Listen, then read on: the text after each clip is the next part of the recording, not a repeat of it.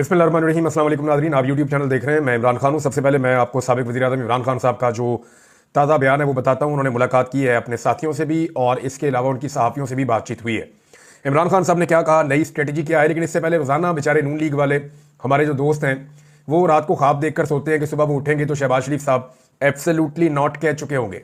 लेकिन जब भी वो उठते हैं तो उन्हें मायूसी होती है, क्योंकि शहबाज शरीफ साहब अमेरिका को एब्सोल्युटली नॉट कहने की बजाय अपनी पार्टी को और अपने लोगों को ही मायूस कर चुके हैं। और वो एब्सोल्युटली नॉट यहां कह रहे हैं, वहां नहीं कह रहे, क्योंकि इतनी जरूरत ही वो इकट्ठी नहीं कर पा रहे। और बजाय इसके कि अमेरिका के साथ प्रोफेशनली डील किया जाए या इन मामलों को प्रोफेशनली देखा जाए, ताल्लुकात को मजीद खराब किया जा रहा है। और दुनिया के साथ अपने ताल्लुकात को कहां पहुंचाया गया, उसके नुकसान क्या होंगे, वो बाद में बात करते हैं। लेकिन पहले साबिक़ वज़ीर-ए-आज़म इमरान खान साहब ने अडयाला जेल में वकला और सहाफ़ियों से गुफ्तगू की है। उन्होंने कहा कि इंशाअल्लाह 2025 हकीकी आज़ादी का साल है। 2024 पाकिस्तान के लिए एक मुश्किल साल था। ज़ाहिर है आज़ादी मुश्किल से ही मिलती है। मुझे पैगाम मिला है कि हमसे डील करें, हम आपकी पार्टी को सियासी स्पेस देंगे। अब ये किसने कहा कि डील करें? कौन देगा सियासी स्पेस? जिन्होंने छीनी है वही देंगे ना। उन्होंने इमरान खान साहब को पैगाम दिया कि आपकी पार्टी को बाकी पार्टियों की तरह स्पेस मिल जाएगी तो आप हमारे साथ डील करें, लेकिन आपको हाउस अरेस्ट करके बनी गाला में मुंतकिल कर देंगे। अब ये इमरान खान साहब के पास, मैं पहले भी आपको खबरों में बता चुका हूं और बहुत सारे लोग भी ये खबर दे चुके हैं कि बारहा इमरान खान साहब को ये ऑफर दी गई है कि जनाब आप हाउस अरेस्ट होने का फैसला करें और इसके ऊपर जो है पेशरफ्त हो सकती है। कभी कहा जाता है जी कि नथिया गली, कभी कहा जाता है जी खैबर पख्तूनख्वा, कभी कहा जाता है जी बनी गाला। लेकिन इमरान खान साहब ने इसको मुस्तरद किया है और वैसे भी उनको इसे मुस्तरद ही करना चाहिए। इमरान खान ने कहा कि मैंने जवाब दिया है कि पहले बाकी तमाम सियासी कैदियों को रिहा करो, मैं जेल में रह लूंगा, लेकिन कोई डील कबूल नहीं करूंगा। हाउस अरेस्ट या खैबर पख्तूनख्वा की किसी जेल में नहीं जाऊंगा। अब ये बात आप ज़हन में रखें कि निज़ाम के लिए सबसे बड़ा प्रॉब्लम यह है कि निज़ाम अपनी इज्जत कैसे बचाए। निज़ाम जो कल तक बड़ा एग्रेसिव था, बड़ा जारहाना था, पूरा का पूरा जो एस्टेब्लिशमेंट और हुकूमत का स्ट्रक्चर है, उन्होंने इमरान खान पे पीटीआई पे हमला किया हुआ था। अब मार मार के उन्होंने सारी कोशिशें करके देख ली हैं। बिलाखिर उनकी हालत यह है कि अब वो इमरान खान को छोड़ना चाहते हैं और समझ नहीं आ रही कि कैसे छोड़ें। लेकिन इमरान खान अगर हाउस अरेस्ट हो जाते हैं या खैबर पख्तूनख्वा की किसी जेल में चले जाते हैं या कोई फेवर ले लेते हैं इस निज़ाम से, तो वो बात नहीं बढ़ेगी। अब अगर इमरान खान साहब को रिहा किया जाता है जेल से, तो इमाम खुमैनी टाइप का इमरान खान साहब का पाकिस्तान में इस्तकबाल होगा। इस खित्ते में लोग सारे इस्तकबाल भूल जाएंगे। अब इतना बड़ा इस्तकबाल अगर इमरान खान का होगा तो वो पाकिस्तान का क्या खित्ते का सबसे बड़ा प्लेयर बन जाएगा। और फिर सबको पता है कि फिर इलेक्शन जीतने के बाद इमरान खान साहब इक्तदार में भी आ जाएंगे और बहुत सारी चीजें बहुत सारे लोगों को फेस भी करनी पड़ेंगी। अब सिस्टम इस वक्त क्या सोच रहा है कि इमरान खान साहब को छोड़ना तो पड़ेगा, मैक्सिमम 1-2 महीने अंदर रखा जा सकता है, इससे ज्यादा अब नहीं रखा जा सकता। अगर आप केसेस के मामले में देखें तो मैं पहले दिन से कह रहा हूं कि अगर इमरान खान साहब को इंसाफ के नुक्ता नजर से छोड़ना है तो वो तो उनको अगस्त में छूट जाना चाहिए था, जब केसेस खत्म हो गए थे। सितंबर में छूट जाते और सबका यह अंदाजा था कि अगर इंसाफ और कानून पे चलेंगे तो छूट जाएंगे। लेकिन साल खत्म होने को आया, इमरान खान साहब नहीं छूटे, तो इंसाफ तो होना नहीं है। अब मामला आ गया इस बात पे कि दबाव कितना पड़ता, तो दबाव इस हुकूमत के ऊपर बहुत ज्यादा पड़ गया है। फरवरी से ऑनवर्ड एक बहुत बड़ा दबाव मजीद आएगा, वो मैं आपको आगे चल के और वीलॉग में बताऊंगा। अब मामला यह है कि निजाम इमरान खान को छोड़ना चाहता है, लेकिन ऐसे कि इमरान खान साहब का असर कम हो। मुमकिन है कि जैसे ही इमरान खान साहब की अचानक बेल हो, एक ही दिन में रोप कारें और सारी चीजें हो जाएं और फौरी तौर पे अडयाला जेल में हेलीकॉप्टर पहुंचाया जाए कि खान साहब बैठे, आपको फौरन घर पहुंचाना है, तो क्या इमरान खान साहब ये बात मान लेंगे? तो इमरान खान साहब के सामने बहुत सारी ऑप्शन रखी जा रही है, उनके साथियों को भी एंगेज किया जा रहा है।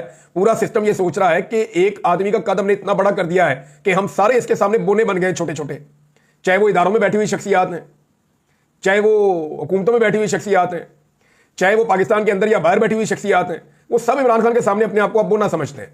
इतना बड़ा कद अल्लाह ताला ने इमरान खान को दे दिया और इमरान खान ने इस्तकामत के साथ अल्लाह ताला से ये तोहफा हासिल किया है। अब आगे इमरान खान साहब कह रहे हैं कि अपनी कौम से कहता हूं कि आपने घबराना नहीं है, आपका कप्तान डटा हुआ है। मैं अपने समंदर पार पाकिस्तानियों से कहूंगा कि तरसीलात ज़र के बाइकआउट की मुहिम में शामिल हों। अभी हमारे मुतालबात के हवाले से कमेटी ही खेला जा रहा है, ताहम अगर मुज़ाकरात से मुस्बत नताइज आए तो तरसीलात ज़र के बाइकआउट की मुहिम रोक दी जाएगी। यह हकीकी आज़ादी और जमहूरियत की बहाली के लिए एक एहतजाज है। अगर कानून की हुक्मरानी होती तो मुल्क में सरमायाकारी आती और मईशत संभल जाती, मगर इस पर कोई तवज्जो नहीं दी गई। सरमायादार अपना सरमाया निकाल रहे हैं और कारखाने बंद हो रहे हैं। मिलिट्री कोर्ट में 9 मई से मुताल्लिक अपनी मर्जी के ट्रायल किए गए। ओपन कोर्ट में ट्रायल चलाए जाते तो 9 मई की वीडियो फुटेज देनी पड़ती। 18 मार्च 2023 को मेरे ऊपर जुडिशल कम्प्लेक्स इस्लामाबाद में हमले की वीडियो का रिकॉर्ड दानिस्ता तौर पर गायब कर दिया गया। शफाफ ट्रायल शहरियों का बुनियादी हक है। फौजी अदालतों में मुकदमात चलाने से शहरियों के बुनियादी हकूक सलब हुए और बैनुल अक़वामी सतह पर पाकिस्तान की शदीद सुबकी हुई है। आईनी अदालत इसलिए बनाई गई है ताकि कादी फायद ईसा की तरह ही उनसे काम लिया जा सके। खुफिया इदारों का असल काम सरहदों का तहफ़्फ़ुज़ और दहशतगर्दी से बचाव है। अगर वो पॉलिटिकल इंजीनियरिंग और तहरीक इंसाफ को तोड़ने में लगे रहेंगे तो सरहदों का तहफ़्फ़ुज़ कौन करेगा? अपनी पॉलिसी का दोबारा जायजा लें। अफगानिस्तान पर 2 दफ़ा बमबारी की गई है। पहले दावा किया गया था कि महाजरीन को ज़बरदस्ती वापस भेजने से दहशतगर्दी कम होगी, मगर इस तरीक़ाकार से नफरत मजीद बढ़ी है, जो इलाकाई अमन व अमान के लिए ठीक नहीं है। बिलावल जब वज़ीर ख़ारजा बना तो एक बार भी अफगानिस्तान नहीं गया, जो कि एक तरजीह होना चाहिए था। मैंने जनरल बाजवा से भी कहा था कि अफगानिस्तान से अमरीकी इनखला के बाद हालात ऐसे नहीं हैं कि ISI चीफ जनरल फैद हमीद को फौरी तौर पर तब्दील किया जाए, लेकिन वो सारे फैसले पाकिस्तान की बजाय अपनी तौसी के मनसूबे के लिए कर रहा था, जिसका पाकिस्तान को नुकसान हुआ और दहशतगर्दी में इजाफा हुआ। ये इमरान खान का स्टेटमेंट है। उनकी पार्टी के लोग जो उन्हें मिलकर आए, मुज़ाकराती कमेटी जो है उसको इजाजत दी गई। ऐसा माजी में कभी नहीं हुआ। अब जो कमेटी है वो पूरी की पूरी गई, जाकर उन्होंने इमरान खान साहब से मुलाकात की। इसका मतलब है निज़ाम को इस बात की समझ आ गई है कि इमरान खान को मजीद अब अंदर रखना उनके बस में नहीं है। अब वो कोई ना कोई रास्ता निकाल रहे हैं कि इमरान खान को स्मूथ तरीके से बाहर निकाला जाए, जिसमें जो मौजूदा पॉलिटिकल पार्टीज जिनको इक़्तिदार में जबरदस्ती बिठाया गया है उन्हें, और जो पाकिस्तान की एस्टेब्लिशमेंट है उन्हें कम से कम डैमेज और नुकसान हो, और इमरान खान साहब को किसी ऐसी बात पर लाया जाए जिसमें कुछ ना कुछ करके उन्हें भी कुछ ना कुछ मिल जाए, यानी जो इमरान खान के पॉलिटिकल अपोनेंट हैं वो ज्यादा अदम तहफ़्फ़ुज़ का शिकार ना हो। इन लोगों ने बाहर आके जो 2 बड़ी अहम बातें बताई, उनमें एक तो यह है कि इमरान खान ने अपने ऊपर होने वाले कातलाना हमले और जो उनके साथ रवा रखे जाने वाला बदतरीन सलूक है उसके लिए इमरान खान ने आम माफी का ऐलान किया है, लेकिन for the sake of Pakistan.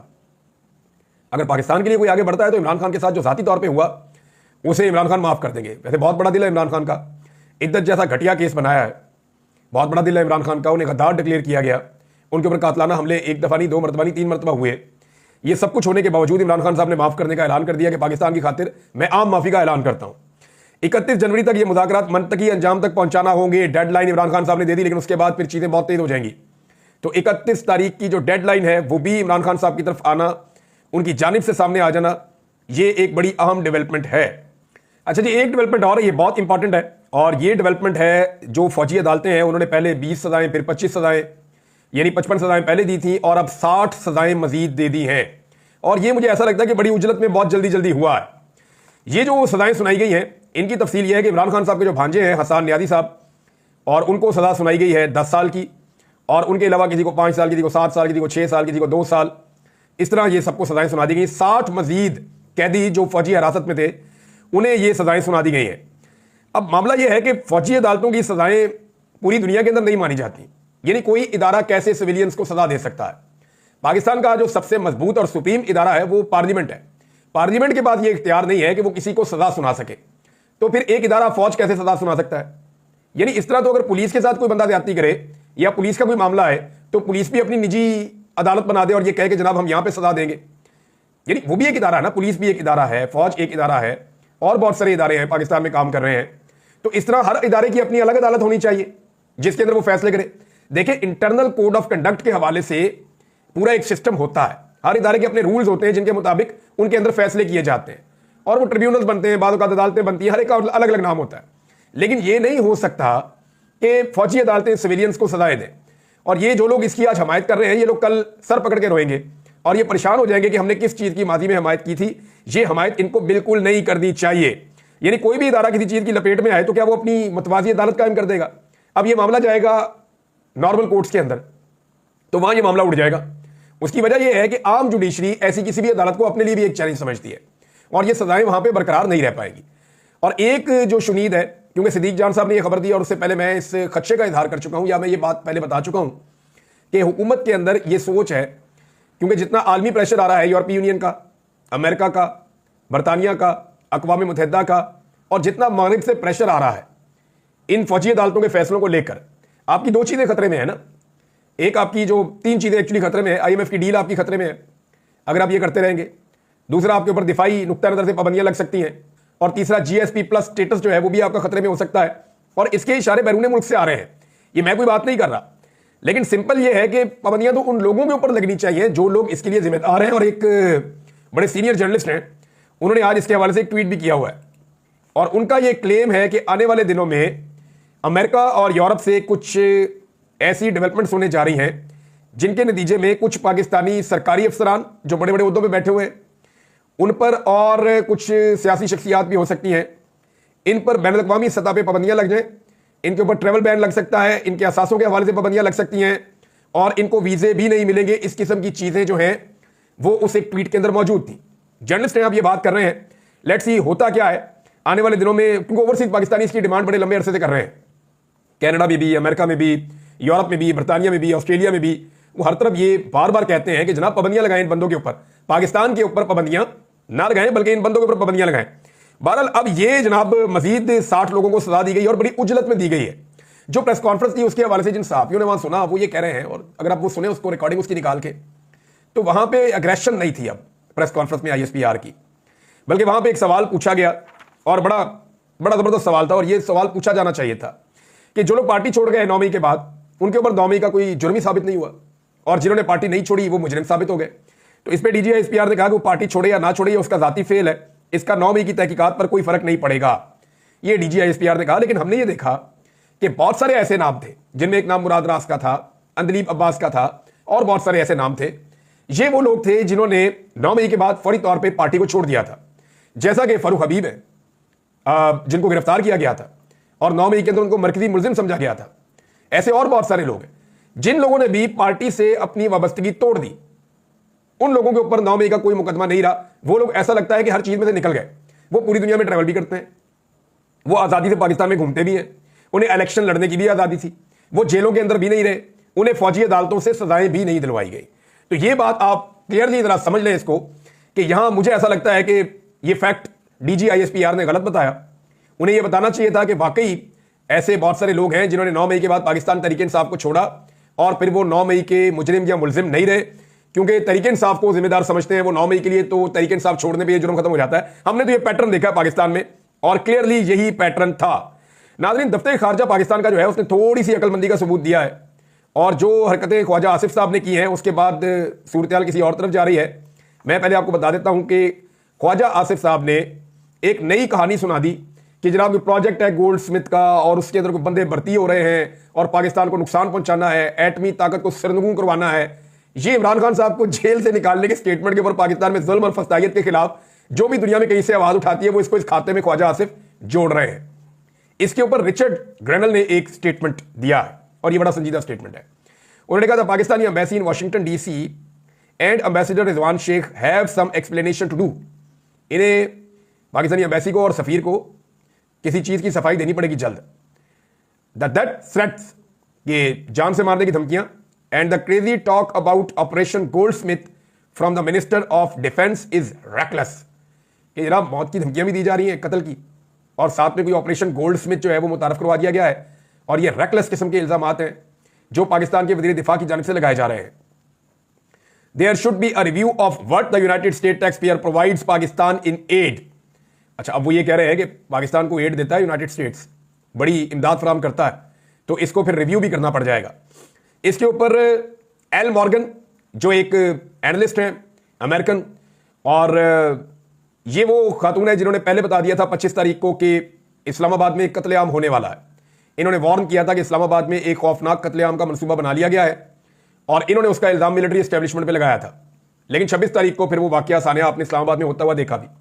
वो कहती है जी United States is the largest contributor to IMF funds. अब वो IMF की बात करें कि IMF का सबसे बड़ा कंट्रीब्यूटर अमेरिका है, और IMF को रिव्यू करना चाहिए कि जो $7 अरब बेल आउट पैकेज उन्होंने पाकिस्तान को दिया है, और जो अगली इसकी किस्त है उस हवाले से इनको IMF को तब तक फैसला नहीं करना चाहिए जब तक कि इमरान खान और सारे जो सियासी कैदी हैं उन्हें रिहा ना कर दिया जाए, और पाकिस्तान में फ्री एंड फेयर इलेक्शन के साथ इसको मशरूत किया जाए, इमदाद को और बेल आउट पैकेज को।